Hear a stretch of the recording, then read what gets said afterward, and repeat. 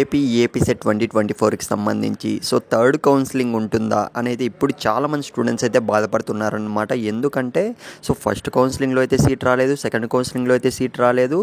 నాకు third counselling ఏమైనా ఉంటుందా, నాకైతే మంచి ర్యాంక్ వచ్చింది, ఇలా అయితే చాలామంది స్టూడెంట్స్ అయితే అడుగుతున్నారనమాట. ఇంకా కొంతమంది చూసుకున్నట్లయితే నాకైతే ఫస్ట్ కౌన్సిలింగ్లో వచ్చింది, నేనైతే సీట్ అలాట్మెంట్ ఆర్డర్ ఇవ్వలేదు, నాకు సెకండ్ కౌన్సిలింగ్లో సీట్ వస్తుందనే నమ్మకం ఉంది, అయినా కూడా నేను అప్లై చేశాను, వెబ్ ఆప్షన్స్ ఇచ్చాను, కాకపోతే నాకు సెకండ్ కౌన్సిలింగ్లో కూడా అయితే సీట్ రాలేదన్నా.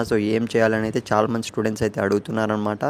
గైస్ మీరైతే స్క్రీన్ మీద అయితే గమనించండి, మనకు ఏపీ సెట్ 2024కి సంబంధించి ఫైనల్ కౌన్సిలింగ్ అనేది కంప్లీట్ అయ్యేసరికి ఇంకా సీట్స్ అనేటివి మిగిలి ఉన్నాయి. ఒకసారి అయితే చూడండి, మీకే క్లారిటీగా న్యూస్ పేపర్ అప్డేట్ కూడా రావడం జరిగింది. 18,951 సీట్లు అనేటివి ఇంకా ఖాళీ కావడం జరిగిందనమాట.